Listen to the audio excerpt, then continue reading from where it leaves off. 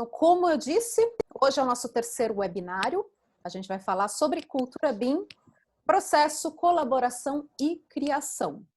Apesar de hoje ser um tema assim, que interessa bastante, principalmente aos arquitetos, aos engenheiros civis, né, é interessante falar sobre o que é o processo BIM na construção civil, né, que é mais do que simplesmente um software, mas também não é mais do que uma tecnologia.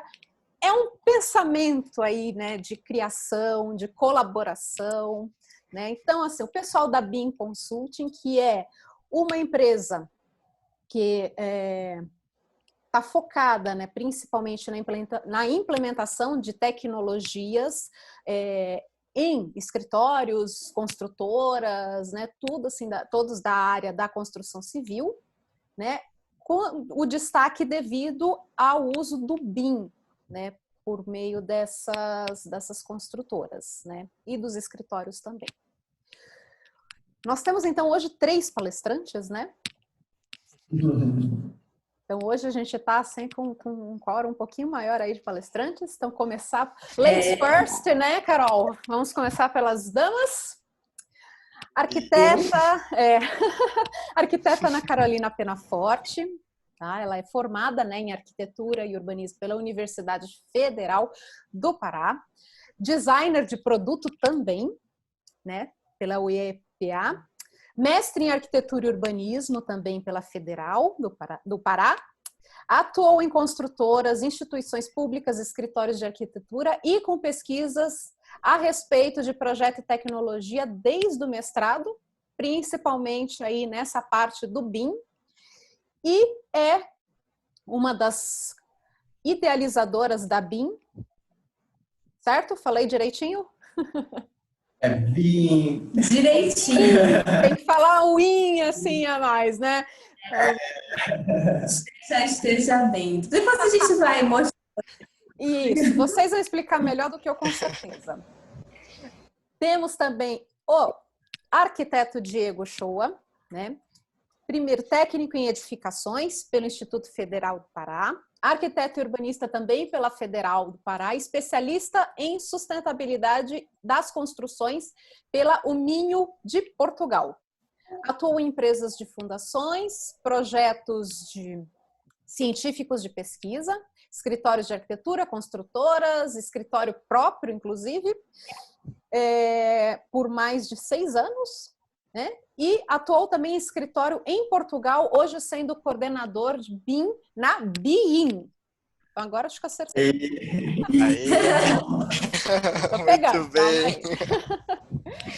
E por fim, o Thiago Shoa, né, é engenheiro civil pela Universidade Federal do Pará, também técnico em edificações pelo Instituto Federal do Pará, especialista em sustentabilidade das construções pela Uminho de Portugal, consultor de sustentabilidade, trabalhou no mercado atuando em vários setores, né, da cadeia, mas principalmente na execução de prédios residenciais, comerciais e obras industriais de grande porte no Brasil e na Europa. Então, acho que a gente está muito bem acompanhado aí, né, dos nossos palestrantes.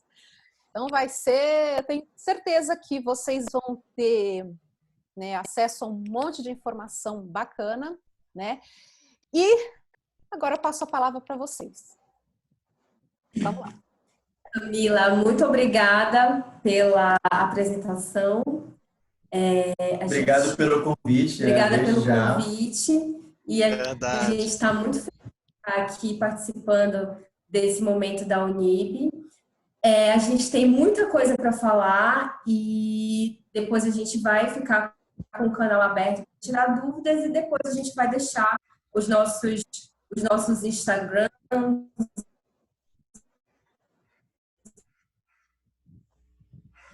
Perguntar alguma coisa, comprar alguma coisa, a gente está sempre aberto para compartilhar conhecimento, né? E, bom, eu vou começar então compartilhando a nossa tela. Bom, acho que todo mundo está vendo, quem não estiver vendo... Sim, tá ok. Tá ok? Bom, vamos começar nosso webinar sobre cultura BIM, né?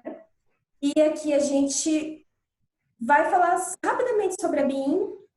A BIM começou de uma ideia minha, na realidade, no mestrado. Eu fiquei muito interessada em trazer esses assuntos para o mercado de uma maneira mais acessível, de uma maneira mais simples. A gente sempre costuma fazer uma apresentação nossa, mas como a Camila já fez, e muito bem feita, inclusive, eu acho que não vai ser necessário. Mas a BIM hoje ela atua focando na implementação BIM em empresas do setor da construção civil, mas como a gente vai falar de mudança, a gente vai falar muito de mudança nesse webinar, inclusive estamos mudando juntos todos, né? A gente está passando por um processo de transição em que a gente está deixando de ser uma empresa só focada na implementação do BIM para ser uma empresa de inovação no setor da construção, formando redes, formando parcerias, equipes de colaboração e etc. Né? Aqui tem esses 3 rostinhos lindos, que são a equipe da BIM, né? Eu e o Thiago. Nossa melhor foto que a gente tirou, que a gente conseguiu colocar. E, bom, e o nosso objetivo é justamente esse. O nosso objetivo é buscar a inovação e a colaboração no setor da construção civil sempre, né? Então, o nosso objetivo maior em todas as parcerias, todas as relações, as comunicações, os trabalhos, enfim, tudo que a gente tem feito, a gente tem procurado agir nesse sentido de inovar, colaborar. Por isso que a gente está sempre aberto aí a sugestões, críticas, dúvidas, conversas, bate-papos, cafés, mesmo que sejam virtuais, como a gente está fazendo agora, estamos sempre aí disponíveis. A gente se vê como agentes facilitadores, orientadores e co-criadores dessa implementação do BIM nas empresas, né? Então, a gente tem trabalhado sempre junto com as empresas para que as próprias empresas criem a sua maneira de adotar o BIM, a sua maneira que é mais adequada para si, para os seus objetivos, para as suas necessidades.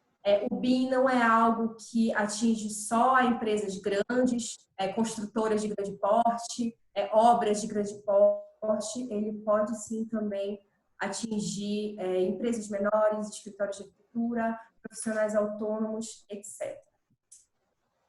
Bom, eu vou começar aqui a falar sobre a situação que a gente vive hoje e depois, na verdade, isso aqui a gente quer que seja mais um bate-papo, né? bate-papo, uma discussão, para que fique mais descontraído, para que a gente fique menos nervoso também, porque sempre eu fico nervosa, quando é um bate-papo, fica mais tranquilo.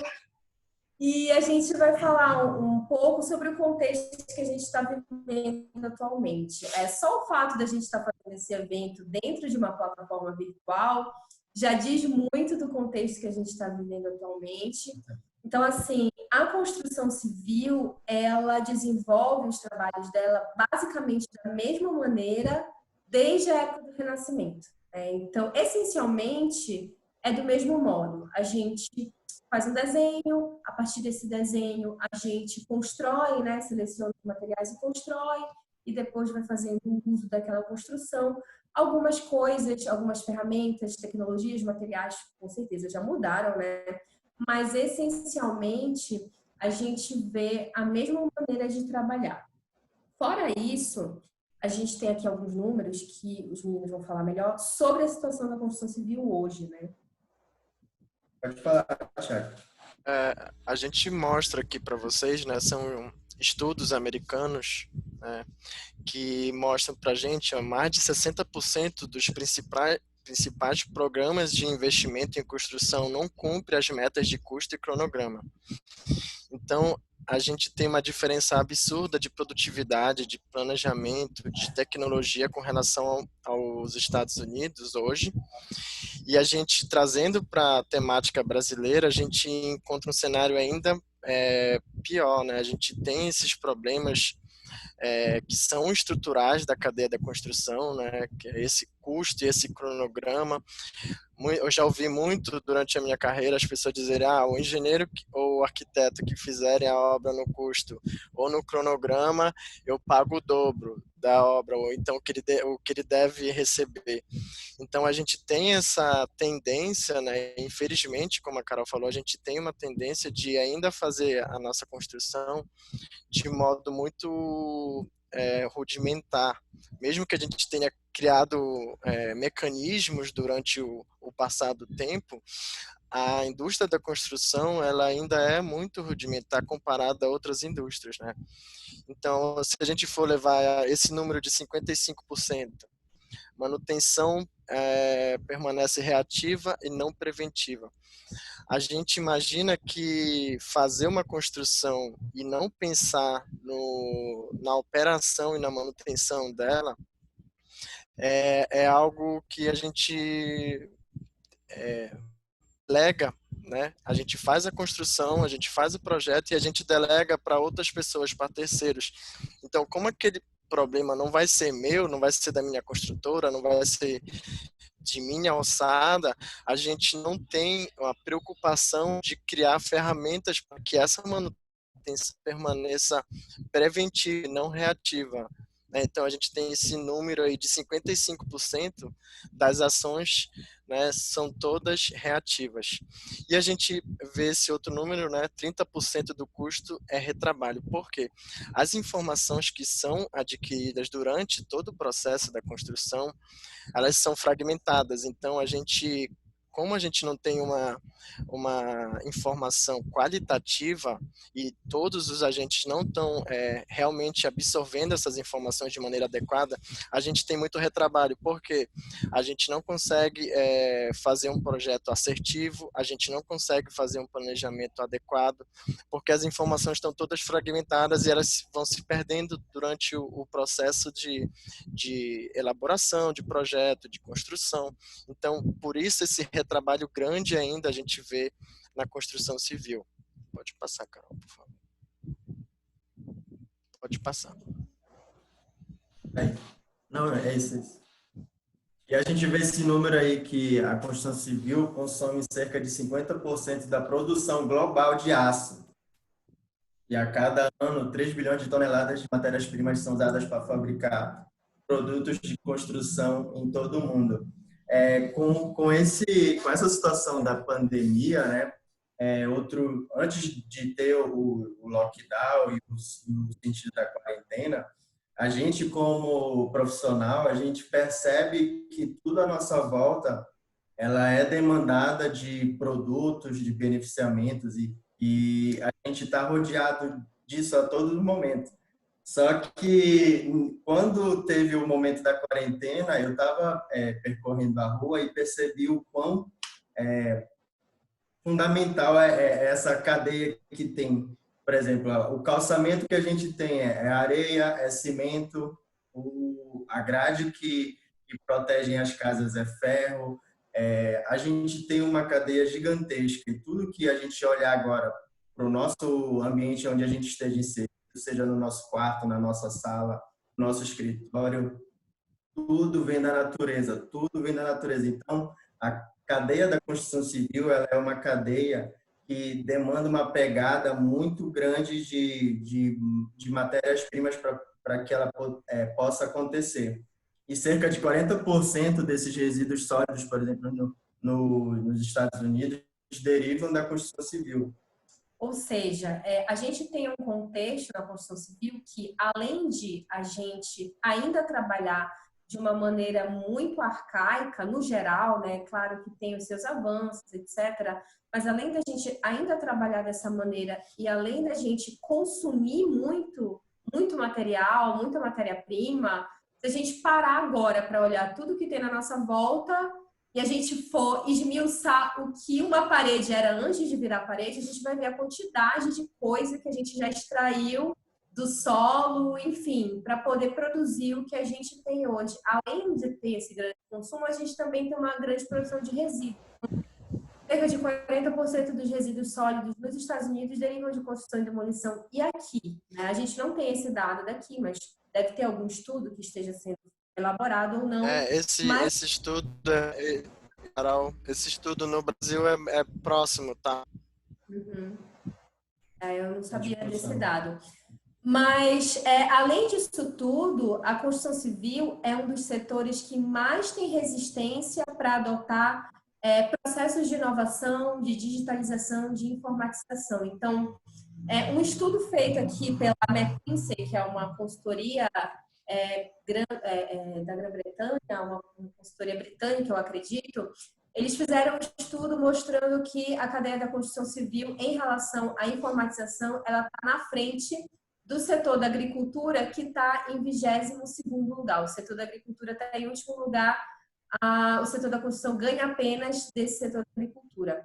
Né? No ano passado, a gente também teve uma estagnação da renda per capita e a perda da capacidade de consumo da população. Né? Além dessa situação toda da construção civil, a gente também vive um momento de crises financeiras, de crises econômicas. A gente fez uma série de pesquisas aqui na retrospectiva do mercado da construção de 2019 da Cienge. E esse aqui é um dado quentíssimo que o IBGE lançou ontem, né? Ele mostrou que o setor terciário, né, o setor de serviços, teve uma queda de 6,9% em relação a fevereiro.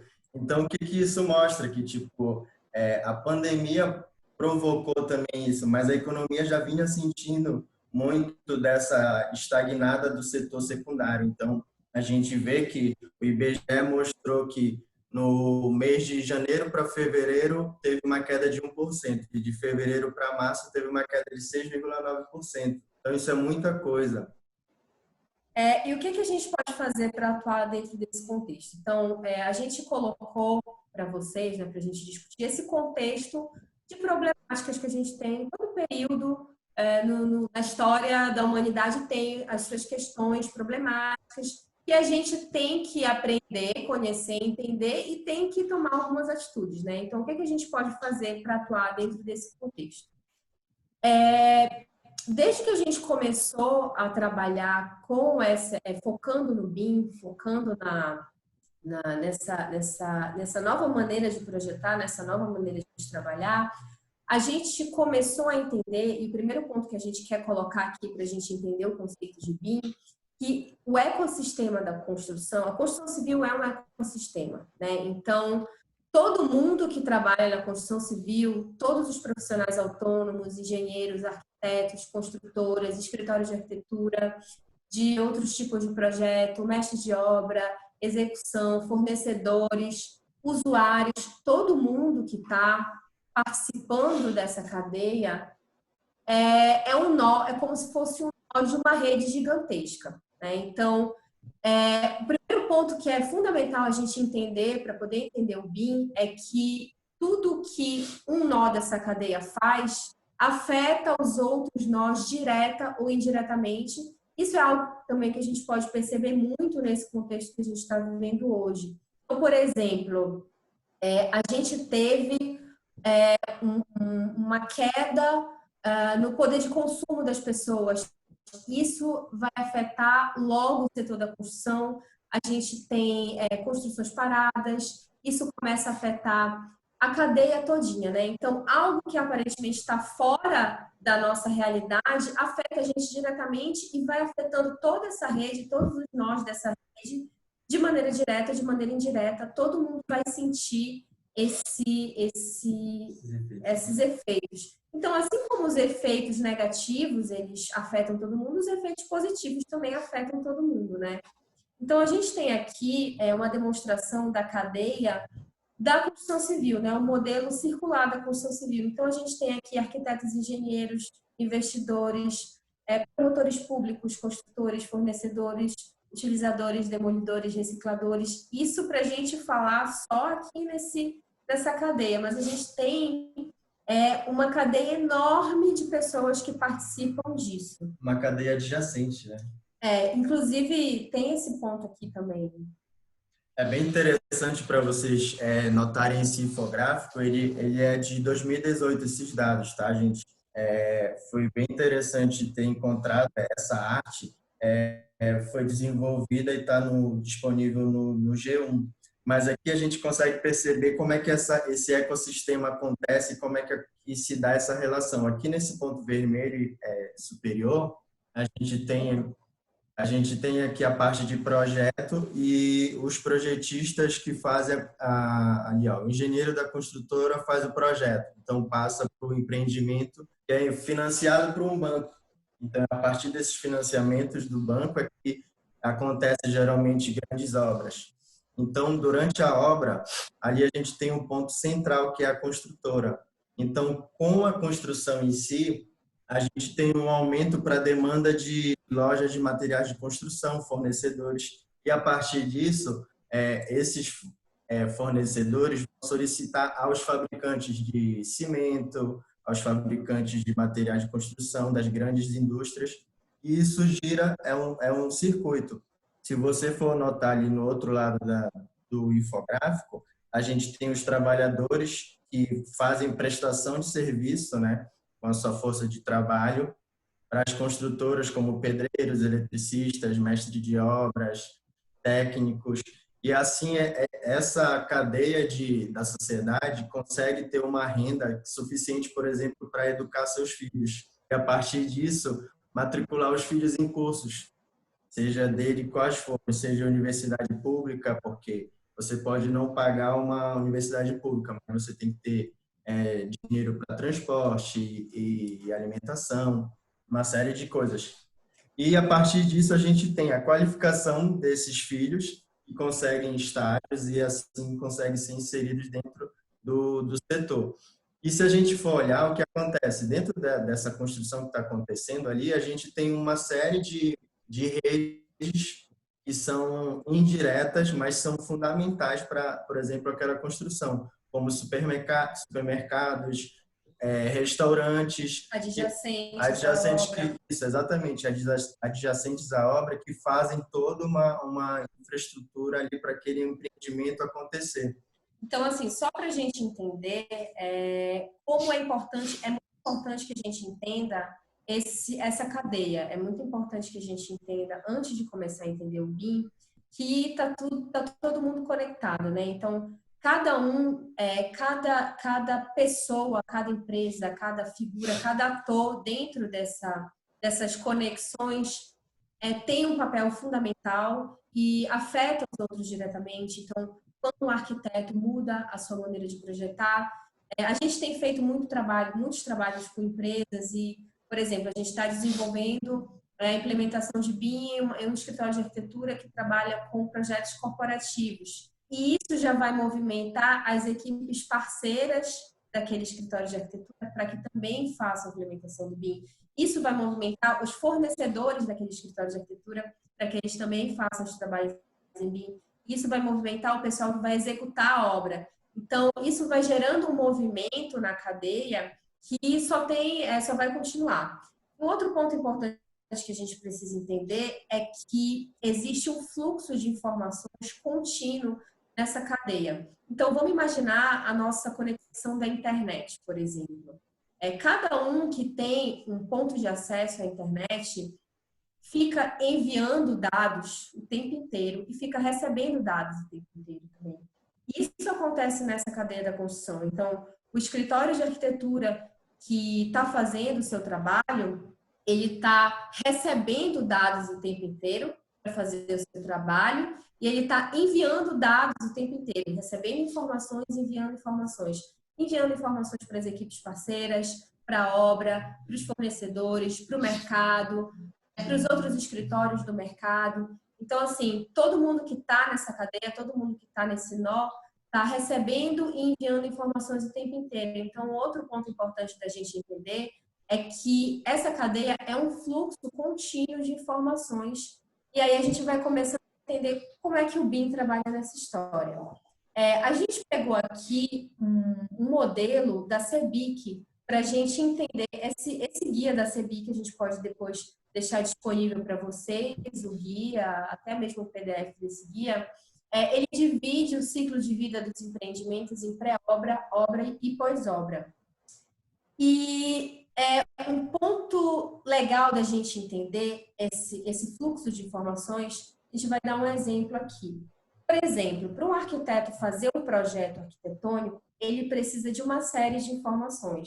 Ele precisa fazer o levantamento do programa de necessidades dos usuários, ele precisa de informações do entorno, ele precisa da topografia do terreno, ele precisa, se for o caso, né, se for fazer um projeto de construção, ele precisa de informações sobre ventilação, sobre insolação, ele precisa do plano diretor do município, ele precisa das normas da BNT, ele precisa entender o fluxo das pessoas que se dá naquele ambiente, ele precisa entender quais são as outras construções que tem naquele entorno. Então, ele precisa de uma série de informações para poder desenvolver o seu projeto. E quando ele desenvolve o seu projeto, que tem um processo de desenvolvimento, ele gera outra série de informações. Ele gera geometrias, ele gera informações sobre espaços, sobre medidas, sobre materiais, sobre objetos, quantidades de materiais, quantidade de objetos, enfim. Ele gera uma série de informações. Essas informações, elas vão ser utilizadas para fazer o planejamento de obra, para fazer a coordenação de projeto, para fazer o orçamento, para fazer análise de insumos, de materiais, enfim, e vão gerar a construção. Dentro desse processo da construção, a gente gera outras informações, né? Então, a gente gera as programações de uso daquele espaço, o uso dos sistemas. Eu tenho ali um sistema de incêndio, de proteção e combate ao incêndio. Como é que eu vou usar aquele sistema?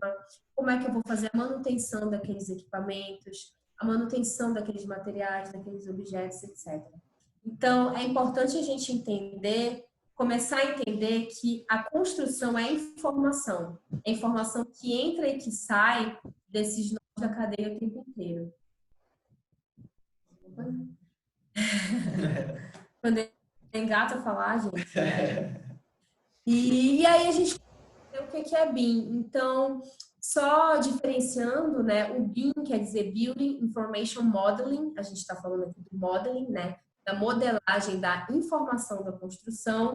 Mas existe uma diferença entre Building Information Model e Building Information Modeling, né? A gente está falando aqui do modeling, que é todo esse conjunto de processos. Então, quando a gente fala de modelagem da informação da construção, a gente já pega o gancho de tudo que a gente desenvolveu até agora.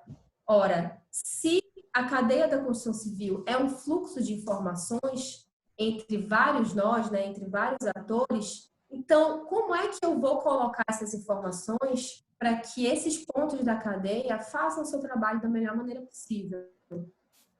A gente vai colocar aqui alguns conceitos de BIM para a gente alinhar, né, para entender o que é o BIM. Então, o Sukak, que é um consultor australiano que a gente usa muito como base para os nossos trabalhos, ele fala que é um conjunto de tecnologias, processos e políticas. O Eastman fala que o BIM é uma tecnologia associada a um conjunto de processos. Essa instituição aqui fala que o BIM é um processo progressivo e a CEBIC fala que o BIM é um conjunto de políticas, processos e tecnologias. Então, todos os órgãos, os autores, os consultores de referência, eles falam sempre no BIM como um conjunto de coisas, né? Como um conjunto de processos, de tecnologias, várias coisas juntas que fazem com que a gente consiga construir um edifício dentro de um ambiente virtual. Uma coisa muito importante é a gente identificar o que não é BIM. Isso aqui é fundamental para que a gente não fique perdido no rolê, né? Para que a gente saiba onde é que a gente está pisando. Então, o BIM não é um CAD melhorado e automatizado, como a gente já viu muita gente falando, né? O BIM a gente consegue fazer um desenho automatizado e tal. O foco não é esse. O BIM não é um software, né? Então, eu não vou aqui falar nomes de marcas, tá, gente? Porque não tem nenhuma empresa de software pagando a gente para fazer propaganda. Mas a gente vê muito assim, a gente trabalha com BIM. Legal, eu sei mexer no software fulano de tal. Ou, enfim, o BIM não é um software, não é algo que você vai instalar no seu computador, fazer um treinamento pronto, já estou usando. Então, como a gente falou, é um conjunto de coisas, né? Uma maneira de pensar e de projetar, como a Camila falou no começo da nossa apresentação, né?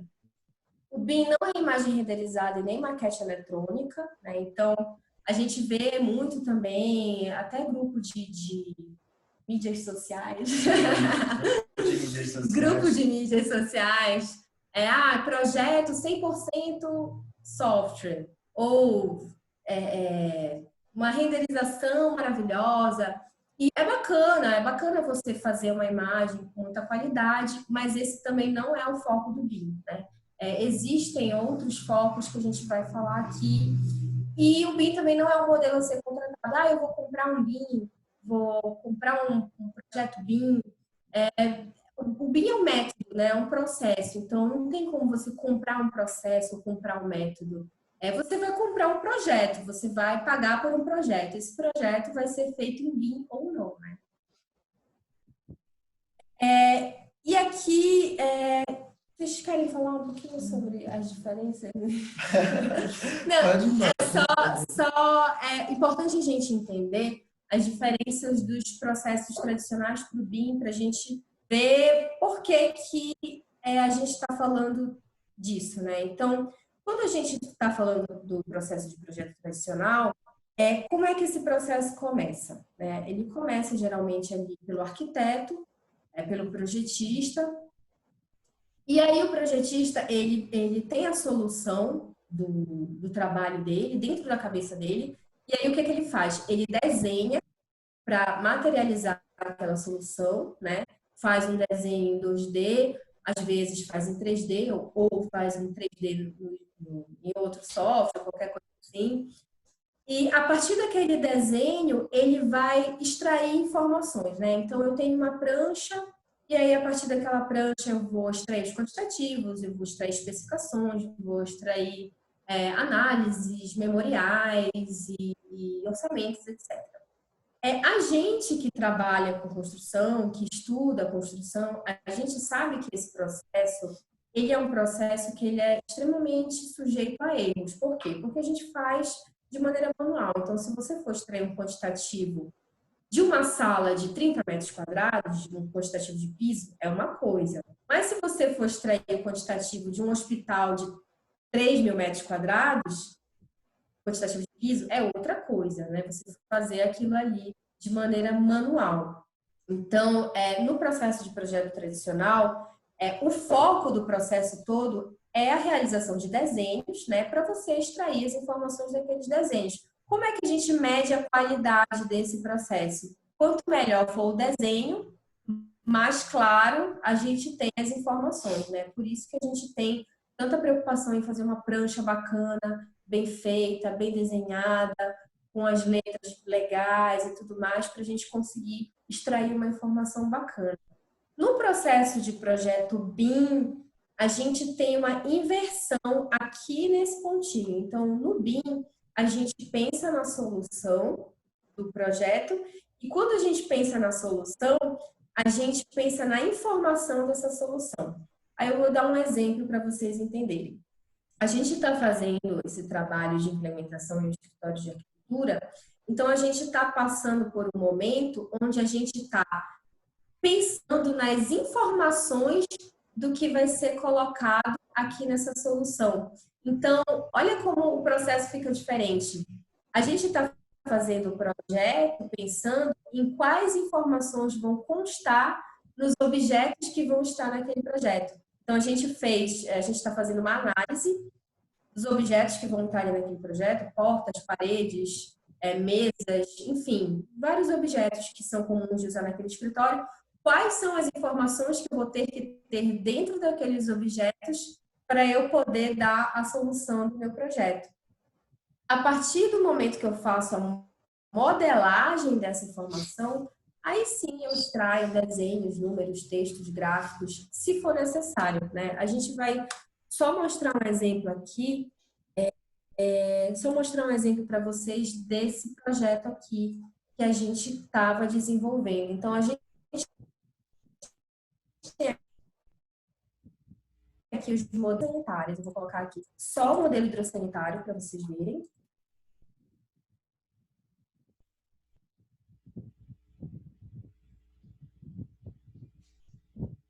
deixar aqui só o modelo hidrossanitário, só para ele ficar um pouquinho mais leve. Quando a gente fala de informação da construção, significa o seguinte: cada elemento desse, cada cano, cada junção dessa... Carol, a gente está Oi? vendo a tua apresentação, a gente não está vendo a tua tela. Ah, desculpa, gente. Deixa eu compartilhar aqui. Poxa, que vacilo. Obrigado, Larissa.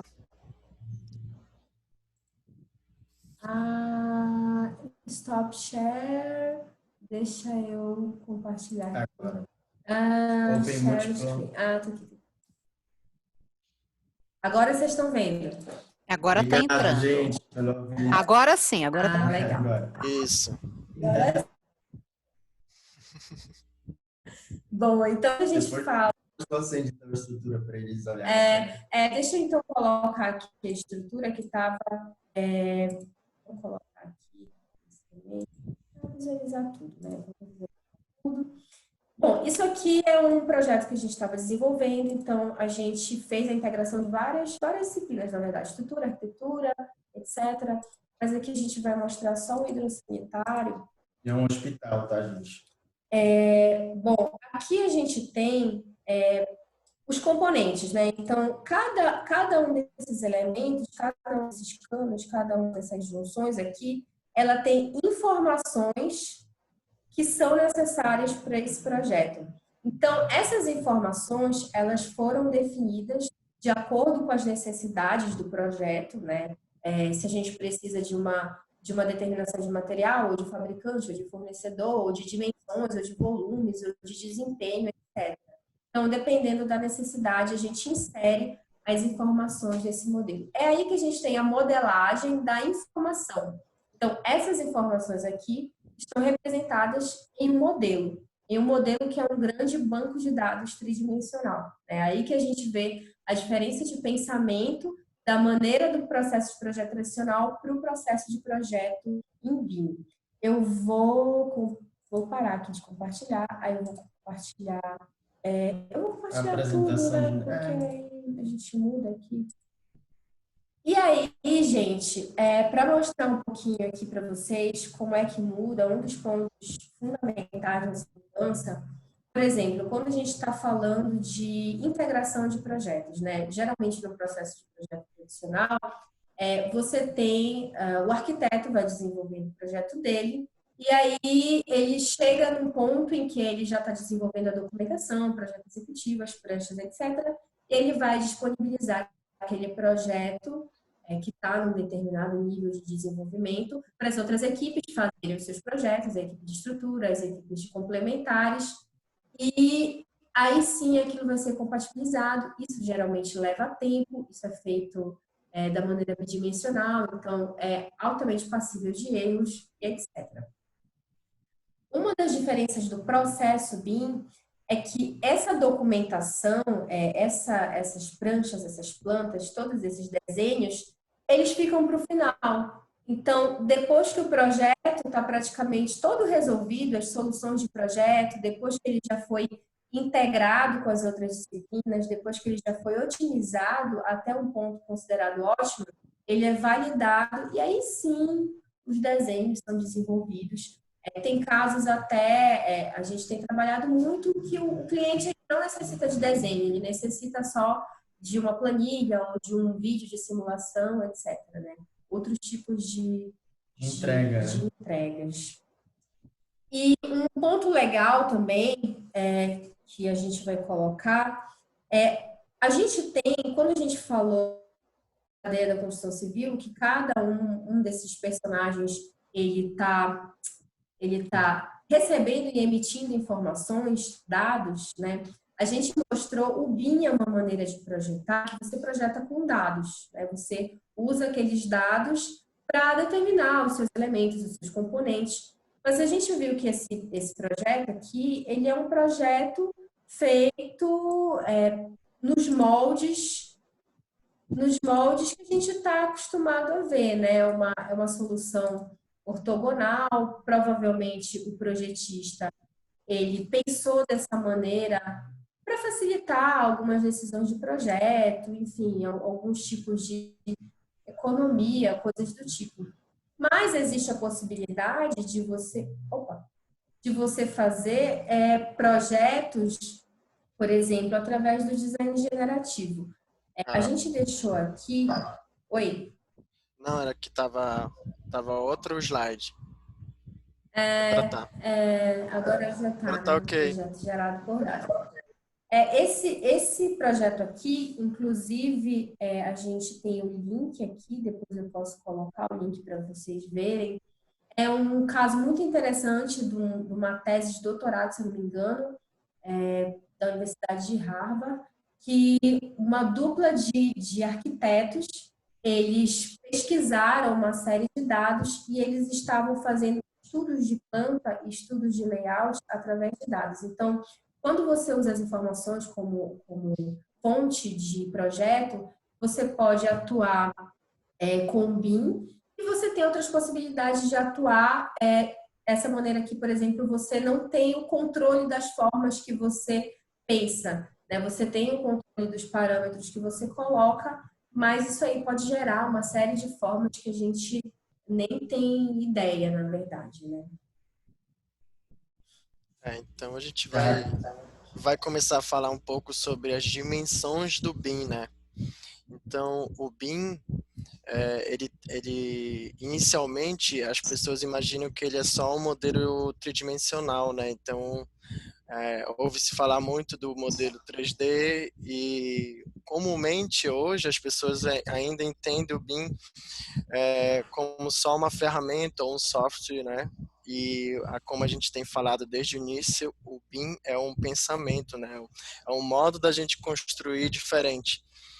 Então, o que acontece? No Brasil, como a gente tem uma defasagem na proposta do BIM perante as empresas e o mercado, o governo brasileiro, vendo essa deficiência, né, decretou, desde 2017, na verdade, tem um decreto desde 2017, não, foi 2017 o primeiro, né, com Michel Temer, e depois foi feito revisões, né, tanto na questão ano passado, em agosto, e dia 2 de abril desse ano saiu um novo decreto dizendo como é que é essa estratégia BIM. Por quê? Quando você coloca só para o mercado e você tem toda essa dificuldade de implementar o BIM, porque ele tem uma estratégia, tem um pensamento diferente, e quando você deixa só para o mercado, você tem uma dificuldade, porque a mudança da cultura dentro da construção civil ela é muito lenta, né? E como o governo federal ele é o maior cliente das obras que existem dentro de um país, né? Então, a ideia para você fomentar a construção civil é que você tenha uma estratégia nacional de implementação do BIM dentro das empresas, dentro dos órgãos públicos, dentro dos escritórios.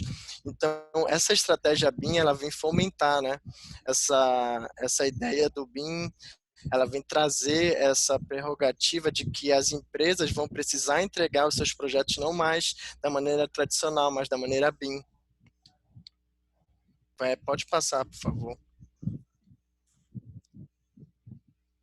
Diego.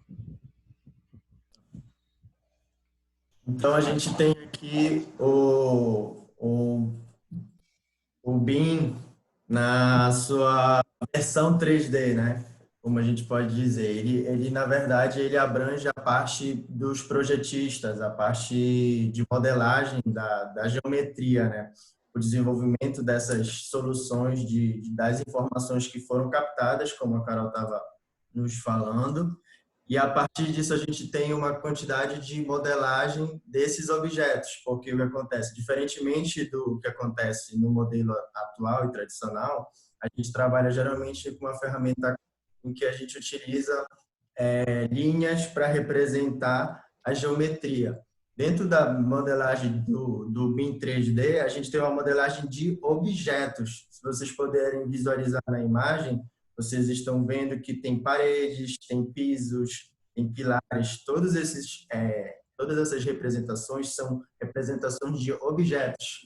E esses objetos, cada um tem as suas características. Então, a gente vai construindo um banco de dados de objetos e assim a gente vai fazendo a construção e a modelagem dessas informações que foram captadas lá no início.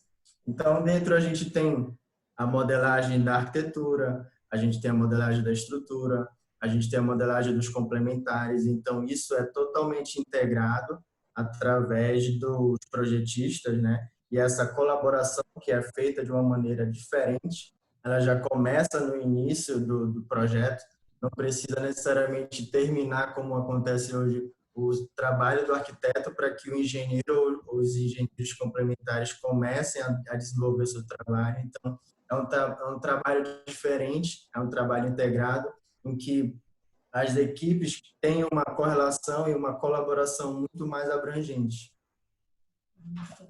Tiago? Pode vir em 4D, né? Aí a gente já vai para uma outra dimensão. Deixa eu só acrescentar um negocinho aqui. A gente tem aqui, a gente estava, enfim, tem pesquisado, a gente já chegou até a dimensão 10D do BIM. Não segue, né? Só que eu... Beleza, que vem, não segue, filha. Oi? É claro. Alguém tá com áudio ligado. Pode continuar. E aí eu vou só, porque assim, a gente viu que tá aqui já 19h47. Então, a gente tem que dar uma e a gente corrida. vai dar uma corridinha para não atrasar muito, falar bem mais. Fala mais rápido um pouco aí, Thiago. Com relação ao planejamento de obras 4D, a gente faz uma correlação com o planejamento que é feito da obra. Então, dentro do modelo, a gente coloca informações para que a gente, com o decorrer do tempo, a gente consiga fazer esse planejamento de obras. Então, você pode fazer simulação de obras e é importantíssimo que você, lá no modelo, você faça ele de maneira adequada, colocando as informações de maneira adequada, para poder ter um planejamento assertivo, porque se você não conseguir colocar as informações adequadas, você não consegue fazer o planejamento adequado. BIM é 5D, a orçamentação. Então, se você quiser fazer uma orçamentação no BIM, como tem muita gente que fala que você consegue tirar informações automaticamente, isso não é totalmente verdade, né? Você tem que criar parâmetros para que essas informações que você coloca dentro do modelo, elas consigam ser retiradas num segundo momento, para que você consiga ter essas informações adequadas. Dá um exemplo, se você tiver um objeto e você quiser fazer uma orçamentação, você precisa colocar informações, por exemplo, de um fabricante, colocar informações, por exemplo, de quais as peças, que material é feito. Então, você precisa colocar para que, quando for extrair dessas informações do modelo, você consiga ter um banco de dados para que seja associado a valores, tá?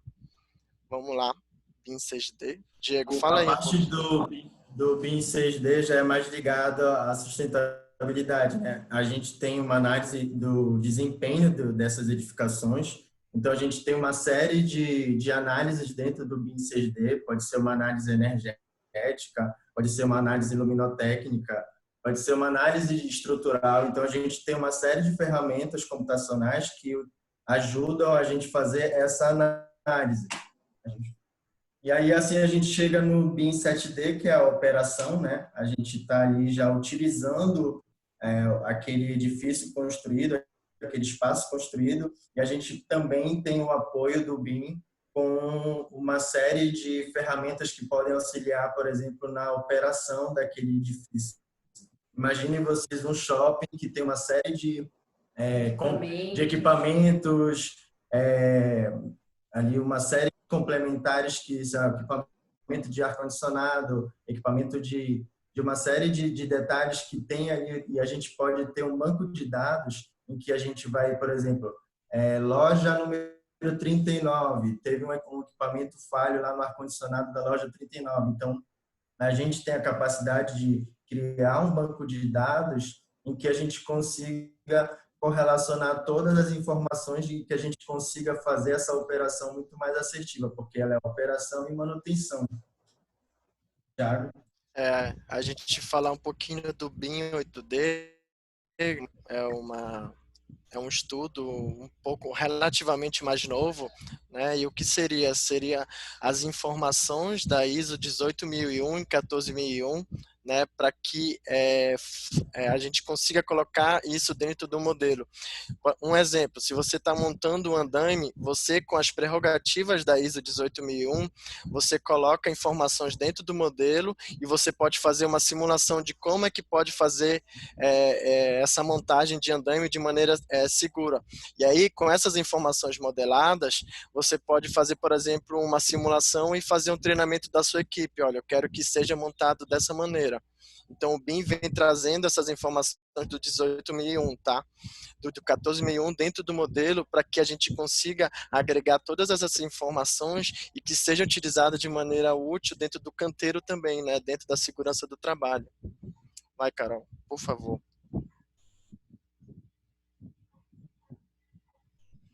E aí a gente encontra o BIM 9D, né, que é a dimensão do Lean Construction, ou seja, a obra, né, a construção, ela é um fluxo de trabalhos, né? Então, o Lean Construction, ele é a construção enxuta, ou seja, ele é a otimização de todas as atividades dentro de um canteiro de obras. E se você conseguir colocar essa informação, fazer simulações, fazer fluxos de trabalho otimizados e você colocar para a sua equipe para fazer um treinamento, por exemplo, tanto na segurança quanto no Lean Construction, você diminui o seu custo, né? O valor agregado da sua construção ele aumenta porque você diminui o seu custo de mão de obra, né? Você diminui o seu custo com os equipamentos e você tem uma diminuição de desperdícios. Então, você consegue inserir a filosofia Lean Construction também dentro do BIM. Pode passar, por favor. Bom, pode falar, Thiago. Finaliza aí, Thiago. Eu, para finalizar, a ideia toda das dimensões do BIM é que a gente, como o BIM, eu não sei se vocês sabem, o BIM ele é baseado na indústria automobilística e aeroespacial. Aeronáutica. Então, a ideia é que a gente chegue num ponto que a gente consiga industrializar toda a construção, desde lá do modelo 3D, fazendo as simulações, fazendo os projetos 6D, fazendo o planejamento, até a gente chegar no momento que a gente consiga industrializar uma construção. Por exemplo, momento do Covid. Vocês viram que a China conseguiu fazer um hospital de campanha em 11 dias. Por quê?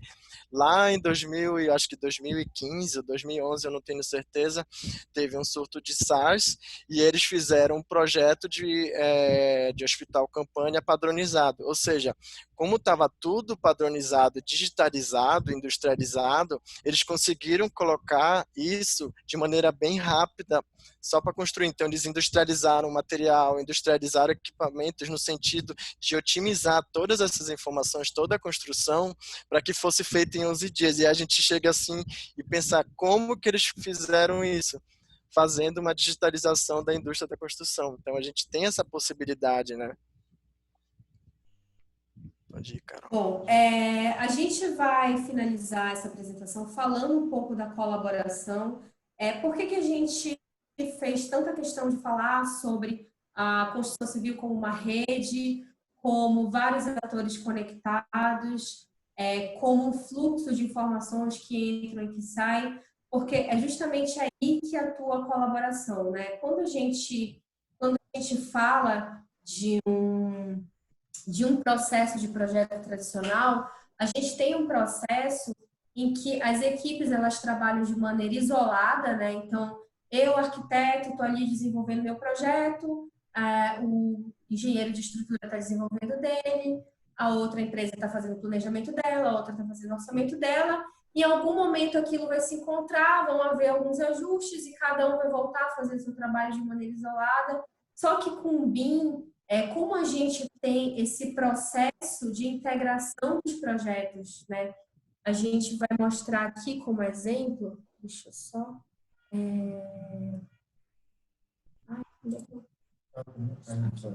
Eu vou só mostrar para vocês, voltando aqui nesse exemplo, a gente ia mostrar um outro software, mas a gente vai mostrar esse aqui mesmo. Então, a gente tem aqui duas disciplinas integradas Eu posso usar, enfim, várias ferramentas para fazer análise dessas disciplinas e verificar essas integrações, etc. Mas o que a gente começou a ver aqui quando a gente está desenvolvendo esses trabalhos? Quando a gente integra as equipes utilizando essas ferramentas colaborativas, a gente vê que as equipes elas resolvem o projeto muito mais rápido quando elas estão juntas e o BIM oferece uma série de estruturas para que isso aconteça. Só que, lógico, para esse trabalho colaborativo acontecer, não acontece de qualquer maneira, né? Você trabalhou o tempo inteiro de um jeito, agora você vai trabalhar de outro. Então, para que isso aconteça, para que essas equipes trabalhem de maneira integrada, é preciso regras, né? É preciso regras do jogo, é preciso que cada um entenda o seu papel. Aí que entra a figura do coordenador BIM, que é uma figura extremamente importante para reger esse fluxo de dados, né?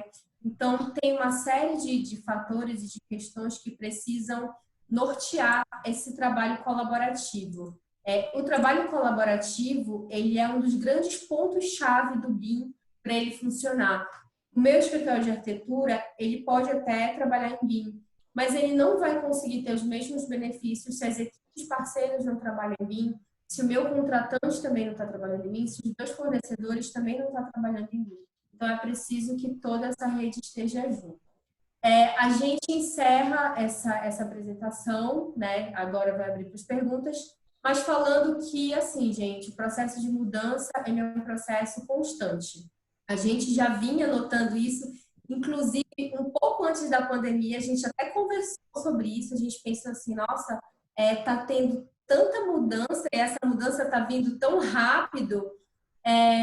Eu não lembro muito bem o que a gente falou, mas a gente estava discutindo sobre isso, e aí veio a pandemia e parece que ela acelerou muito mais as mudanças que a gente estava prevendo para daqui a 5, 10 anos. Hoje a gente está fazendo um trabalho, todos os trabalhos estão sendo online, enfim, muitas coisas vieram. O que a gente quer dizer é que a mudança ela vai acontecer sempre, a gente tem que começar a se sentir confortável com ela, e tem que começar a ter consciência de que a gente tem um papel nisso fundamental e a gente tem que ter consciência desse papel. Só para finalizar, a gente deixa aqui para vocês o conceito de City Information Modeling, que já é uma outra coisa, a gente já não está mais falando da modelagem da informação da construção, a gente está falando da modelagem da informação da cidade. E aí a gente já dá o spoiler para a palestra de amanhã, que vai ser a palestra da Larissa Paredes, que vai falar sobre Smart Cities, a nossa amiga, muito querida e muito... Enfim, não vou falar nenhum palavrão aqui, mas ela é muito... Tafa. Ela está lá em Atlanta, né? E ela está aí assistindo a gente, então só para dar esse spoiler, amanhã não percam a palestra dela. E aqui os nossos contatos, tá, gente? Tem site, tem Instagram, tem Facebook, tem LinkedIn, tem e-mail. A gente vai deixar disponível essa apresentação para vocês, tá? Mas agora a gente vai abrir para as perguntas e a gente trocar uma ideia, né, juntos.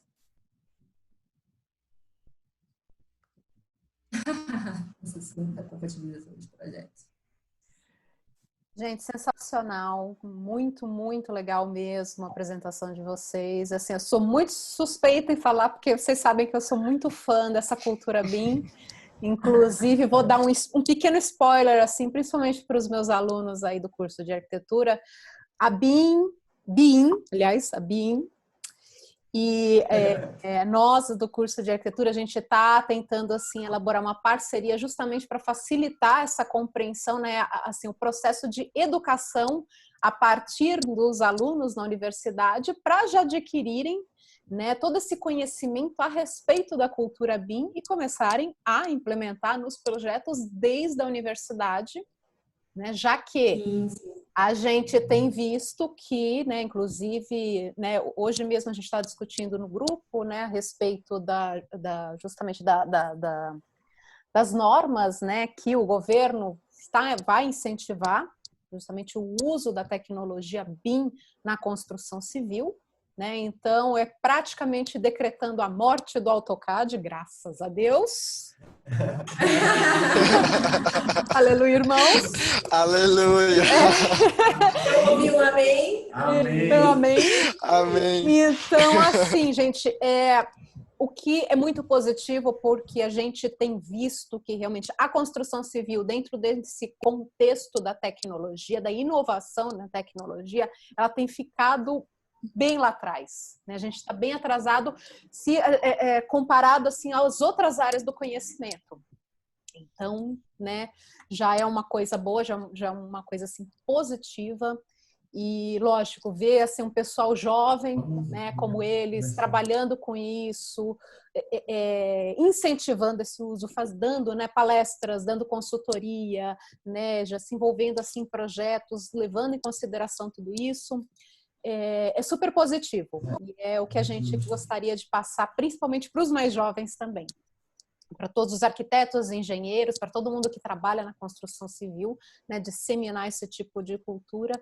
Então, eles já estão fazendo a parte deles, agora a gente precisa fazer a nossa parte. Vamos fazer junto, é porque isso que a gente prega, porque não adianta só a gente fazer ou o nosso amigo ou o nosso parceiro fazer, a gente pertence a uma cadeia muito grande. A gente falou aqui o quanto essa cadeia é gigantesca, desde do início ali, da onde você capta todos os materiais, até o final da cadeia, onde você demole ali. Então, é uma quantidade de pessoas suficientemente grande no planeta inteiro. Então, a gente tem que cada vez trazer mais pessoas para contribuir, para trocar ideia, para conversar, para dar sugestões, para a gente trazer isso e criar soluções.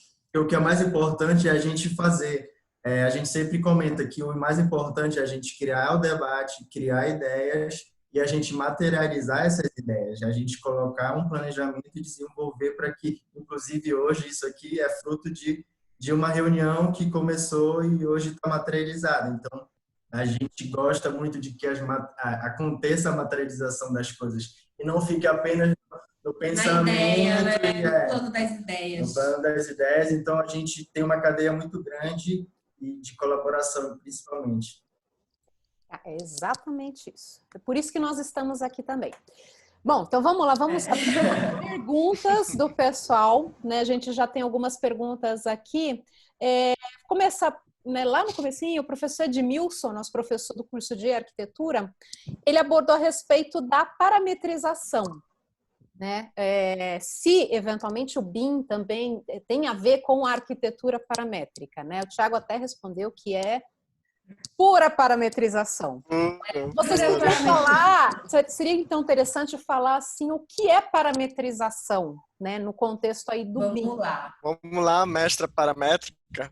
A Carol, o mestrado dela é justamente em parametrização. Ferramentas paramétricas, foi justamente isso. Então, assim, parâmetro são pontos, né, são conceitos que eles vão ser inseridos nesses objetos e eles vão ser conceitos que podem ser variáveis ou não. Então, por exemplo, vamos selecionar que todos esses objetos aqui são objetos paramétricos. Então, além de ter essa questão dos conceitos, eles se relacionam entre si e eles mudam, conforme um muda, o outro vai mudando também. Então, essa laje aqui é um objeto paramétrico. Então, o que a gente tem aqui? A gente tem vários parâmetros, né, que indicam as informações dessa laje. Por exemplo, a gente tem aqui um parâmetro, que é um parâmetro relacionado a material. Então, esse parâmetro é um parâmetro variável. Eu posso definir vários materiais para essa laje aqui, né? Então, tem esse parâmetro aqui. Eu vou pegar aqui um outro exemplo. Vamos ver aqui. Eu vou fechar aqui, gente, porque como tem muita coisa aberta aqui, ainda mais no vídeo, ele fica um pouquinho pesado. Então, eu vou fechar aqui o de estrutura.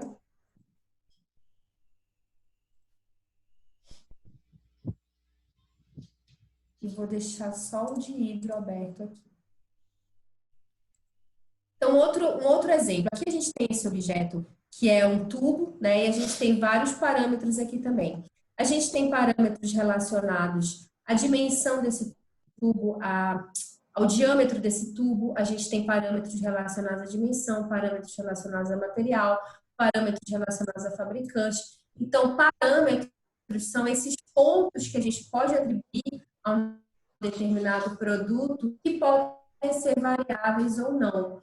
Um outro parâmetro também é o fato desses produtos se relacionarem, né? Então, quando eu insiro uma conexão em um tubo, ela automaticamente já tá se relacionando com aquele tubo, né? Então, se eu for fazer algum tipo de cálculo de desempenho, fazer uma análise de desempenho desse sistema hidrossanitário aqui, essa análise vai identificar esse sistema como um todo, né? Essa análise vai identificar esses tubos relacionados com essas conexões, estão relacionados com essas outras conexões aqui.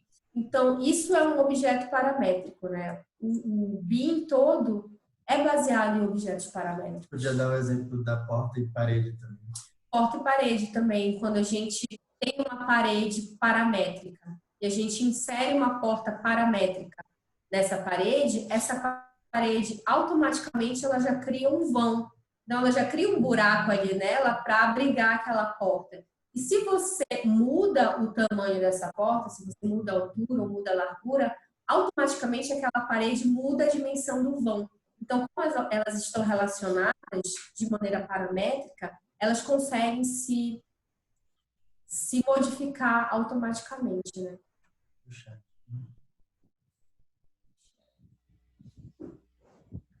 Respondeu, Edmilson? Tem, assim... A gente pode dar outros exemplos também.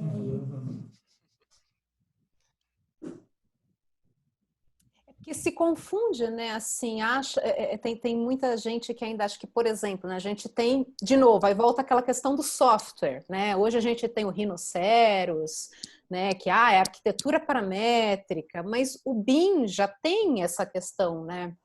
Já trabalha com isso. Então tem ainda essa confusão nos termos, né? Mas Sim. é importante então frisar. Eu acho esse termo. Eu acho esse termo paramétrico um termo um pouco... Porque, assim, que nem uma vez a gente conversou, o arquiteto, o engenheiro, ele está tendo que adquirir conhecimento do pessoal da ciência de dados, do pessoal da engenharia de software. Esse termo paramétrico é um termo que não é muito da nossa área, assim. Então, é um pouco difícil da gente entender esse conceito e, às vezes, parece que é muito complicado, uma coisa muito distante, mas, na verdade, não é, né? Quando você está falando dessas características, você já está falando de parâmetros, né? Isso aí. Bom, vamos lá. A gente tem uma pergunta aqui de áudio do Rinaldo. Rinaldo, pode fazer sua pergunta. Boa noite aí a todos, né? E boa noite aos palestrantes. Boa noite. A minha pergunta a vocês é o seguinte: em relação aí à apresentação, vocês colocaram algumas informações, como a parte de, se eu tiver errado, vocês podem me corrigir, né? 30% de retrabalho na construção civil, né? Que são números aí de percentuais. As construções, sempre foi colocado por vocês de que os valores descritos no início de uma obra, até o final dela, vão ser sempre superiores. É isso, né? Eu estou indo numa linha do que vem acontecendo na construção civil, né? A minha pergunta para vocês é o seguinte: com todos esses gargalos aí citados por vocês, a gente percebe que foi colocado até que existe a cadeia, né? A cadeia de todas as pessoas e os segmentos envolvidos na construção civil. Com toda essa cadeia, com toda essa tecnologia que existe, o fluxo de informações, por que ainda existe essa percentual enorme de perda, de retrabalho, um percentual alto de construções que os valores sempre vão ser maiores do que aqueles acordados no início, complementando o BIM sendo um conjunto aí de tecnologias, processos e políticas, vem para solucionar, vem para ajudar? Eu queria a opinião aí de vocês. Muito obrigado. Obrigado.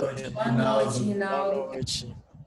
Eu vou começar aqui falando um pouquinho, depois o Thiago fala mais dessas pesquisas pesquisas que ele fez sobre esses índices, mas assim, o que a gente percebe é que, bom, primeiro que existe, quando a gente fala desse fluxo de informações, por exemplo, o arquiteto, ele coleta uma série de informações para fazer o seu projeto. Quando ele faz o seu projeto, ele fornece outra série de informações. Só aí nessa etapa da cadeia, a gente já viu informações que entram, informações que saem, né?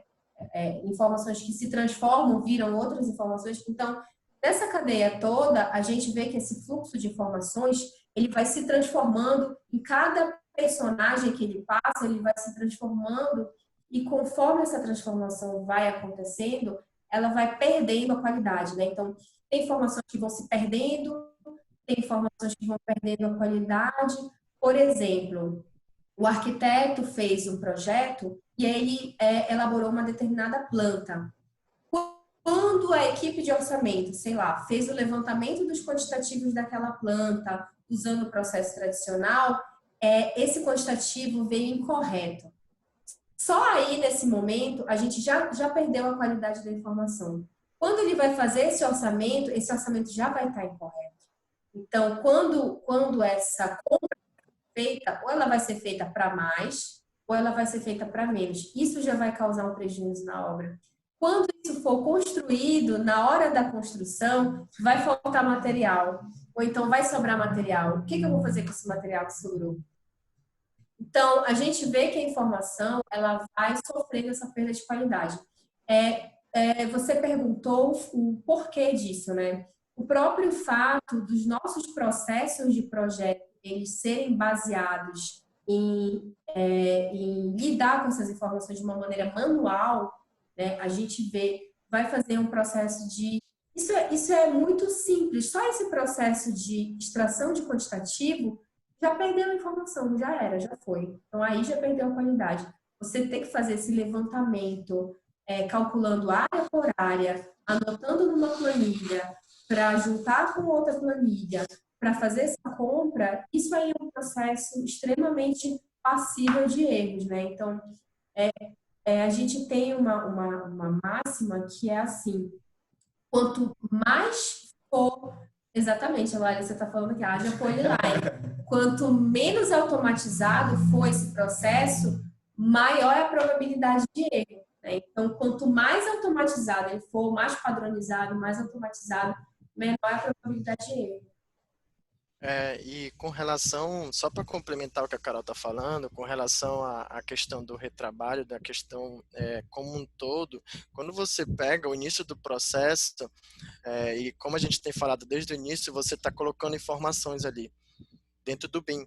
Mas quando a gente trabalha no processo tradicional, você tem uma fragmentação da informação. O que é isso?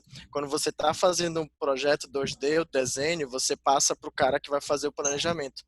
Se esse cara que for fazer o planejamento, ele não for, tiver uma expertise grande e se ele não coletar todas as informações corretas dentro do desenho, ele já vai perder informação qualitativa. Então, você já tem ali uma perda de informação. Quando você passa para a orçamentação e, por conseguinte, para o seu canteiro de obras, quando você chega no seu canteiro de obras, você já perdeu várias informações importantes para que na hora de construir você tenha um grande retrabalho, porque não foi feita a compatibilização do projeto, não foi feita a coordenação adequada, não foi feito o planejamento adequado, a orçamentação, como a Carol falou, o material vai ser comprado a mais ou a menos, como a Sirlene falou, como a gente tem uma informação fragmentada e não qualitativa, por exemplo, em obras públicas, a gente tem a possibilidade, né, de ter corrupção, porque como você está pegando dados, você coloca informações ali que pode muito bem uma pessoa colocar para mais ou colocar para menos, então você fica muito passível de erros. E quando você chega lá na obra, vamos entender assim de maneira prática, é muito mais inteligente uma indústria que ela é totalmente digitalizada. Por exemplo, uma indústria automobilística. Tá? Hoje em dia você vê cheio de máquinas, elas pegam os reais ali e as máquinas mesmo montam. Então, a possibilidade de erros é muito pequena. Então, você tem um retrabalho mínimo ali, né? Então, como a construção ainda trabalha de uma maneira meio que rudimentar, principalmente no Brasil, nos países em desenvolvimento, a gente tem um retrabalho imenso, porque a gente vai para a mão de obra não é qualificada, os processos, por exemplo, do Lean Construction não existem, os processos de segurança do trabalho também normalmente não existem. Então, é uma série de coisas que faz com que esse retrabalho aconteça, né?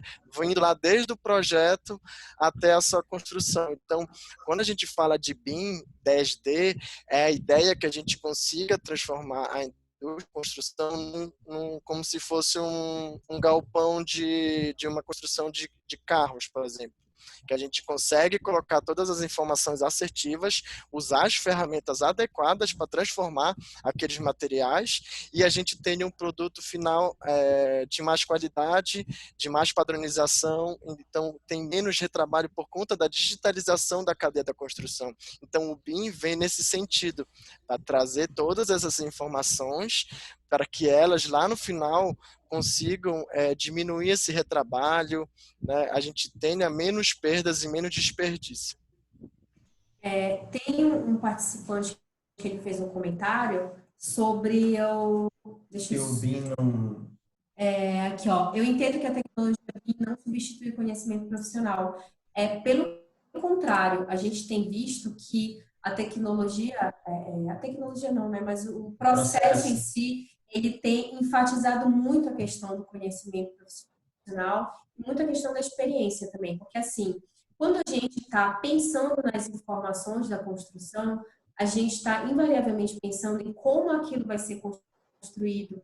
Então, para você definir como aquilo vai ser construído, você precisa saber como é que se constrói, né? Então, a gente vê, a gente tem tido, inclusive, experiências muito interessantes de trabalhar com pessoas que têm uma grande experiência de mercado, de obra, e ver o quanto é importante associar o conhecimento dessas pessoas com esses novos processos. Elas têm muito a oferecer e é muito interessante ver assim como fica essa relação, essa interação. Sem dúvida, né? O BIM ele vem justamente como instrumento, né? Vem com a parte assim do processo, a tecnologia, uma coisa importante, mas não substitui o conhecimento.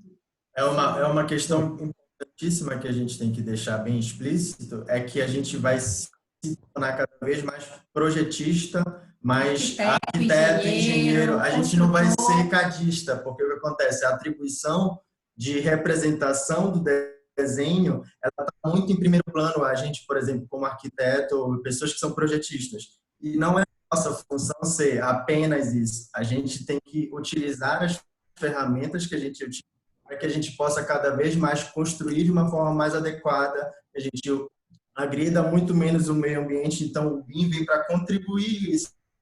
A gente tem que esquecer que a gente não é cadista, a gente é projetista. Então, o desenho não tem que estar em primeiro lugar. A representação ela é um dos fatos dessa cadeia como um todo. Mas, João quer comentar alguma coisa? Fui eu que fiz esse comentário. Sim. Porque eu também trabalho com a parte de tecnologia BIM, só que eu faço estrutura, né? Sou engenheiro civil, faço estrutura, sou professor da escola também, da faculdade. E o que acontece? Quando às vezes eu vou demonstrar, falar nas aulas de estrutura para os meninos, olha, existe isto, existe aquilo, eles acham que o software faz tudo para eles. É por isso que eu fiz esse comentário. A tecnologia BIM veio para dar qualidade ao trabalho do seu conhecimento. Não é para substituir você. Você tem que saber, você tem que saber calcular, você tem que saber fazer tudo.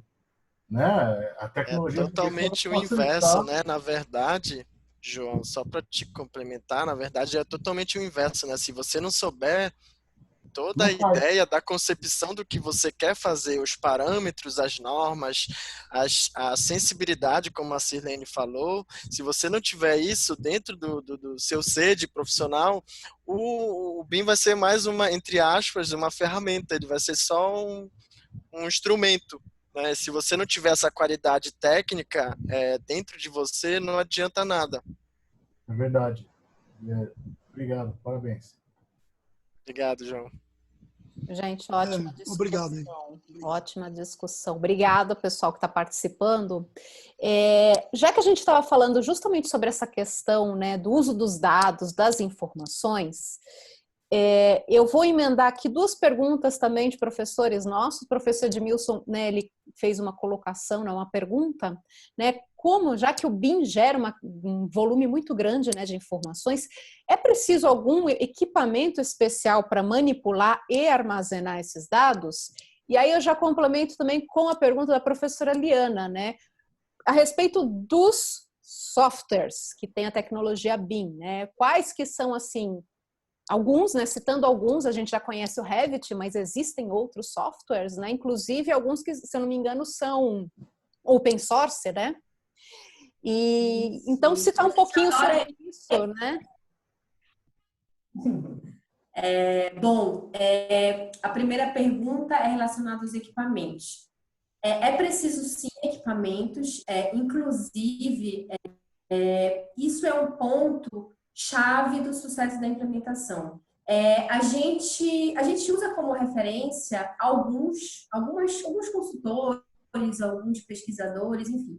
E tem um pesquisador, que é o Soká, que a gente usou o conceito dele, que ele coloca 4 pontos fundamentais para que a implementação do BIM seja eficiente, que são pessoas, processos, tecnologias e procedimentos, né? A gente, no nosso trabalho, a gente incluiu também a parte de gestão e estratégia das empresas, que a gente viu conforme o tempo, que também é muito importante. Então, para que o BIM funcione, é preciso que a gente tenha gestão e estratégia, pessoas, processos, tecnologia, que a gente está falando de hardware, software e redes, e procedimentos, né? E quando a gente está falando de tecnologia, o que acontece?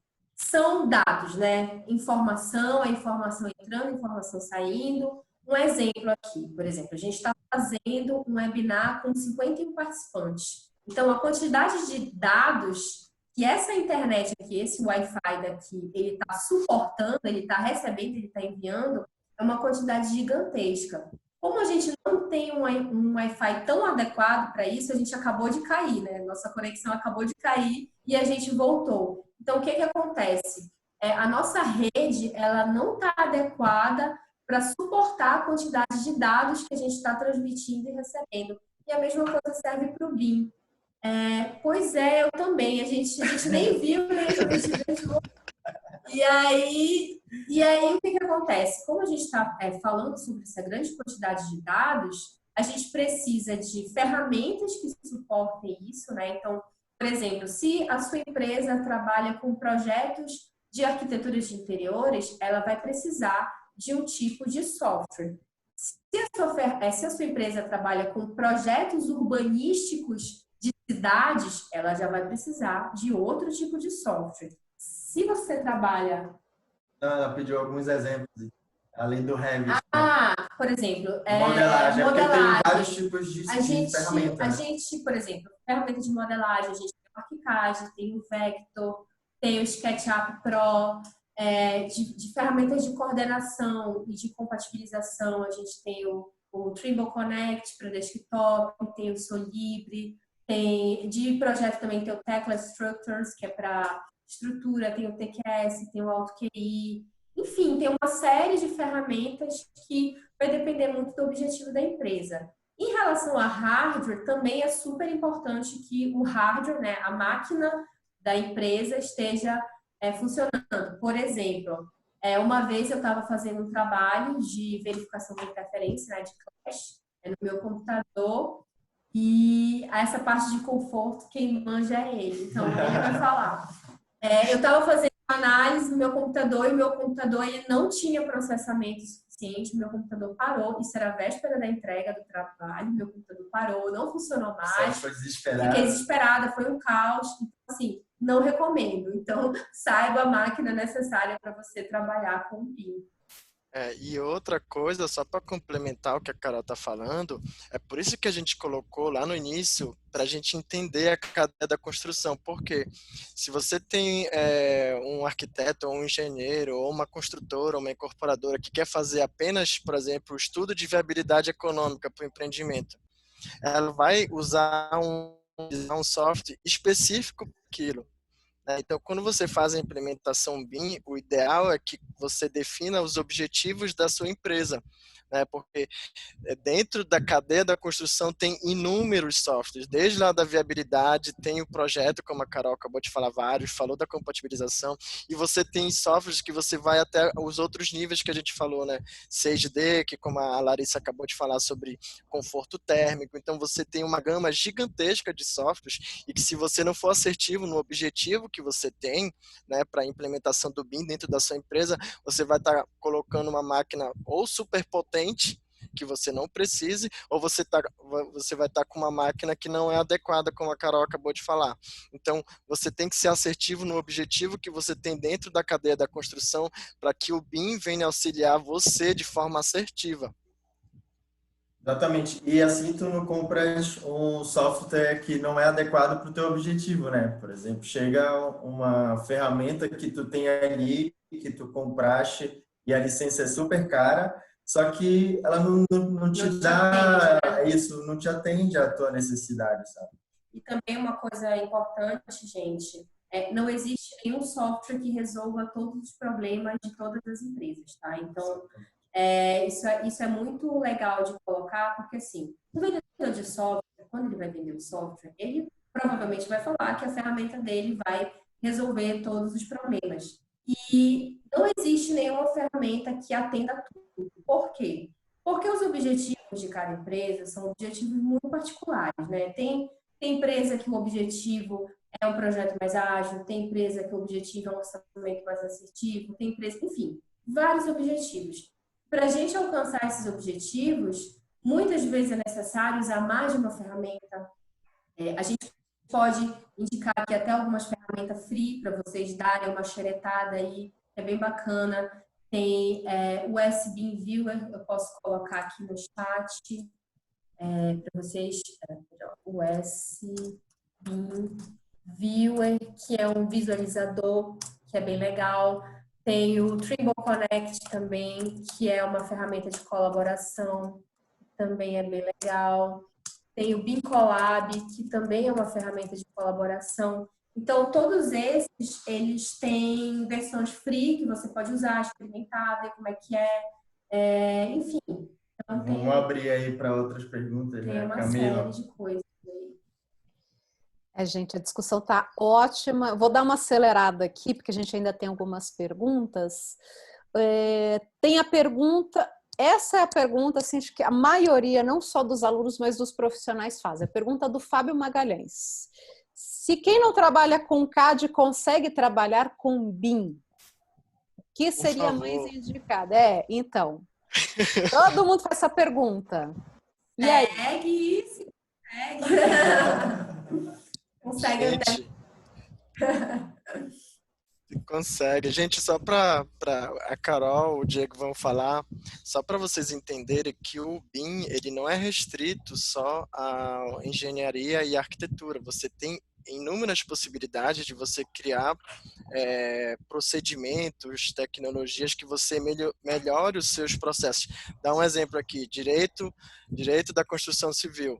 Você pode criar parâmetros dentro do seu modelo, por exemplo, de que você tenha prerrogativas dentro do seu estado que você não pode construir dentro de uma área ambiental. Então, você tem vários atores que vão incluir dentro dessa cadeia da construção. Então, não é restrito apenas ao engenheiro e ao arquiteto, tá? Então, você tem, como foi falado, acho que no chat, você cria uma infinidade de possibilidades novas com o advento do BIM, né? Você tem um fluxo de informações que você pode colocar vários parâmetros ali, colocar vários atores dentro dessa cadeia da construção que justamente melhorem todo esse processo para que a gente diminua a quantidade de materiais, que a gente seja mais produtivo, que a gente digitalize num futuro próximo. Então, só para deixar claro que não é restrito. E quem trabalha em CAD e ainda trabalha em CAD, por favor, mude para o BIM, porque é muito importante. Depois desse pedido, né? Por favor. Porque assim, acaba sendo algo inevitável, né? Porque o mercado, ele começa, depois todo mundo está trabalhando, então se você não está trabalhando naquele método, você acaba meio que ficando fora do mercado, né? Isso só para correlacionar, não impede uma coisa com a outra, que é aquela questão dos profissionais mais experientes, como a gente já tem trabalhado, que não vai isentar o trabalho deles. Pode ser que, por exemplo, um coordenador de projetos não saiba utilizar uma ferramenta BIM de coordenação de projetos, mas ele vai ser ele vai conseguir correlacionar as informações e a colaboração nova que está acontecendo. Então, ele não vai saber mexer num programa de modelagem, não é a função dele. É ele coordenar de uma maneira diferente. Então, é a gente compreender que não é apenas, eu preciso só aprender uma ferramenta. Não. Tem uma cadeia gigantesca e tem vários atores que participam dela de N formas. Sem dúvida. O que é até uma questão que a gente pode deixar mais para o final. Eu vou passar aqui as duas últimas perguntas, tá? Porque senão a gente vai se estender bastante. É uma discussão que a gente pode ficar aí, né? O dia inteiro falando. Vou lançar as duas perguntas aqui. A pergunta do Wilson é muito interessante, né? Por que ainda há uma certa resistência na implementação do BIM, sendo que é claro, né? São claras as vantagens de utilizar essa metodologia? Se eventualmente tem a ver com os custos de implementação, tá? E justamente essa questão da obrigatoriedade, se você já tem alguma informação a respeito disso. E a segunda pergunta, que aí vocês já podem emendar, a pergunta do Gustavo. Se vocês têm o conhecimento de alguma obra no Brasil que faça o ciclo completo em BIM, parte de projeto e obra. Bom, eu vou responder a pergunta do Gustavo e o Diego vai responder a outra pergunta. Gustavo, eu sinceramente não sei te dizer, não tenho conhecimento de alguma obra que tenha desenvolvido desde o começo até o final, até a questão do gerenciamento de facilities, da manutenção, do uso daquele edifício. Eu realmente não sei te responder, a gente pode dar uma pesquisada sobre isso e entrar em contato, depois a gente até troca uma ideia sobre isso, mas eu realmente não sei te responder, eu teria que parar para pesquisar um pouquinho. Sim, e essa questão do porquê que não tem essa mudança, eu vou só jogar assim para o universo uma entrevista que assistimos, hoje é quarta-feira, né? Na segunda-feira, um psicólogo que estava dando uma entrevista para o canal que tem no YouTube, o My News, e ele é psicólogo há 35 anos, e ele falou simplesmente assim, a resposta dessa pergunta e depois a gente pode trazer para a parte técnica, é que a mudança ela só acontece pela dor e pelo sofrimento. Então, no decorrer da carreira dele, ele identificou como psicólogo e somente por esse caminho que acontece. Porque o que acontece? A gente fica naquela situação, não, eu vou mudar e não, mas aí a pessoa começa a criar desculpas para que aquilo não aconteça, que a mudança não aconteça, porque o processo de mudança é um processo que é doloroso. Você, precisa estar sensibilizado de que, poxa, eu preciso traçar um novo modo de trabalho, eu preciso traçar uma nova maneira que eu vou me correlacionar com o meu trabalho, com as pessoas que participam do meu trabalho. Então, é um ciclo que muitas vezes as pessoas se põem, mas da feita que ela internaliza que ela precisa mudar, isso pode ser de uma maneira muito mais simples, né? Eu vou, assim, a nossa análise que a gente tem feito é que eu acredito que todas as pessoas que a gente já trabalhou, já entrou em contato, a principal dificuldade de mudar é a resistência à mudança mesmo. Não é uma questão financeira, não é uma questão de ferramenta, não é uma questão de software. E a gente já viu vários exemplos. Eu já conversei uma vez com uma pessoa que trabalha há muito tempo no mercado de instalações, projetos de instalações, e aí a pessoa estava super empolgada com o BIM, tirou várias dúvidas, tarará, e no final ela falou assim, Carol, mas aí tu tá me dizendo que eu vou ter que largar o meu CAD? E aí eu falei, Aí a pessoa falou, mas aí tu me quebra. Aí não tem como largar o meu CAD, Então, fica difícil. Não, nada contra o CAD, tá, gente? Mas, assim, algumas coisas contra. Mas, assim, a ideia é essa. A mudança, a gente tem percebido que a mudança, grande parte das pessoas que chegam com a gente, a gente está querendo fazer essa transição porque o mercado está caminhando para isso, porque o mercado está exigindo. Dificilmente é algo assim, eu quero fazer isso porque eu tenho necessidade de fazer isso. A maioria da demanda está acontecendo porque o mercado mesmo, até por essa demanda também das obras públicas a partir de 2021 ser obrigatório a entrega em BIM, o próprio mercado está sinalizando e uma empresa vai e aí o seu parceiro já foi e ele fica assim, e aí tu não vem, bora, vamos fazer. E o mercado mesmo vai se modificando organicamente, mas no geral é porque esse medo da mudança que assusta demais. Mas quando você está no processo, o mais importante, eu acho que o recado que a gente tem que passar aqui hoje, independente do BIM ser isso ou aquilo, é que a gente como profissional, a gente precisa estar a todo momento em melhoria contínua. A gente tem que estar lendo, a gente tem que estar pesquisando, a gente tem que criar grupos de discussão, discussão, fazer, errar, errei, poxa, não deu certo dessa vez, vou fazer de novo, e fazer, internalizar que é uma melhoria contínua. Então, a gente não pode achar que apenas que a graduação nos traz aí aquele ponto, nossa, eu sou profissional e você assim o resto da vida. Inclusive, um ponto que é legal também, que eu até estava lendo um dia desse sobre, achei muito interessante, a gente começar a discutir mais sobre os fracassos, sobre os desafios, sobre as aprendizagens, porque a gente vê muito palestras, o sucesso do case do BIM, deu certo, não sei o que do BIM. Só que a gente vê pouca gente falando, poxa, eu tive dificuldade aqui, isso aqui não deu certo, eu tentei por aqui, mas quando eu fui por aqui deu certo. Então, eu acho que isso é uma coisa que também tem que ser discutida para a gente ir vendo, assim, poxa, e eu vejo isso pouco compartilhado com as pessoas, assim. Eu vejo o BIM, inclusive eu vejo o BIM como eu algo... acho que é um... Pode falar. Não, vai, Carol, desculpa.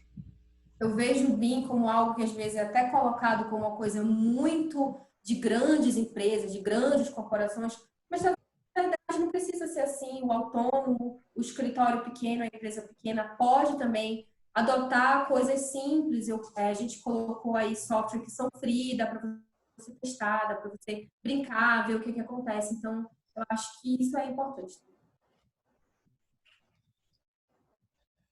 Só para complementar vocês dois, não à toa a construção civil ela só ultrapassa a agricultura na sua industrialização, né? Ou seja, não é só porque não existem ferramentas, só que a mentalidade da cadeia ela é muito rudimentar. A gente precisa, botando meia-culpa aqui também, e da questão governamental, da questão das universidades e da questão individualizada, então vai do individual para o coletivo, a gente fica numa zona de conforto que não é boa. A gente tem essa distância com a mudança, né? Então a gente precisa internalizar que essa mudança ela está sendo constante e o Covid, a pandemia que está acontecendo hoje mostra para a gente que se a gente não mudar o nosso pensamento, que a mudança ela é constante e ela está cada vez mais rápida e mais acelerada, a gente daqui a pouco vai ser pior do que a agricultura. Então, tem que internalizar de que é uma cadeia também que precisa mudar a mentalidade. Né? Precisa um ou outro incentivar, não, eu vou fazer de uma forma diferente, porque eu sei, eu tenho dados, eu tenho informação, a internet está aí, a gente pode, como os meninos falaram, criar grupos de discussão, então não existe mais realmente desculpa para a gente não querer mudar. Porque dados existem, ferramentas já existem, exemplos já existem, então vai da gente, né, querer fazer essa mudança, internalizar essa mudança para que ela se exteriorize, para que ela melhore e para que ela seja contínua, como o Diego e a Carol falaram. Isso. Sem dúvida, sem dúvida. É essa mudança aí de mindset mesmo que a gente precisa ter e precisa partir de fato, né, daqueles que estão, que têm a possibilidade de fazer isso, como você falou. São os órgãos governamentais, né, e as universidades. Então, assim, tem que começar com os jovens, né, profissionais, eles já têm que ter isso mais enraizado, mais incorporado, né? Pessoal, só queria dizer que a gente tem, inclusive, participantes de outras áreas do conhecimento aqui, né? Então, a gente tem gente da psicologia, da odontologia, o pessoal veio se interessar Feito como no tema. psicologia. Estou aqui. Exatamente. E até por conta disso, né? Como vocês falaram dessa questão aí, para a gente poder encerrar, justamente do BIM, 5D, 6D, 7D, 10D, então assim, a gente está aumentando essa cadeia no processo criativo, né? Eu vejo que a gente vai realmente precisar de profissionais de muitas outras áreas do conhecimento, não se restringir apenas à construção civil, né? Os engenheiros, arquitetos, projetistas, né? A gente vai realmente precisar da colaboração, do conhecimento de todas essas áreas, né? No BIM, aí, nesse processo, nessa cadeia que vocês estão investigando, vocês já conseguem ver a atuação de outras áreas do conhecimento na criação dos espaços? Sim. A gente vê a participação muito grande das áreas de computação, né, das áreas de ciência de dados, das áreas de engenharia de software. Inclusive, eu vou compartilhar aqui com vocês um link para vocês darem uma olhada. É muito interessante esse trabalho. Inclusive, pelo pouco que eu conversei com a Camila, eu sei que ela vai gostar desse link aqui, que é um projeto...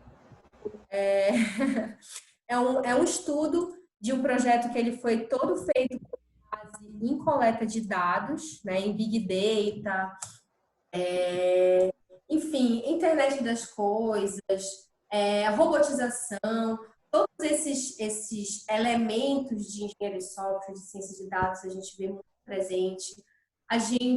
Eu acredito que também a parte ambiental também vai estar muito presente, porque, por exemplo, para você construir, para você pensar um projeto que esteja ambientalmente mais adequado, a galera que tem esses conhecimentos ambientais pode ser uma grande fornecedora de dados muito interessantes para a gente fazer esses projetos. Eu acho que a própria parte jurídica, né, ainda é muito incipiente, a gente não tem conhecimento sobre a parte jurídica, o que o BIM traz, quais os riscos, como é que se contrata em BIM, como é que a gente pode trazer isso para o dia a dia. A gente fala isso por experiência do que a gente acontece aqui. Então, a gente precisa de uma assessoria jurídica, a gente precisa... tem esse conhecimento de dados, principalmente proteção de dados, proteção de informação, etc.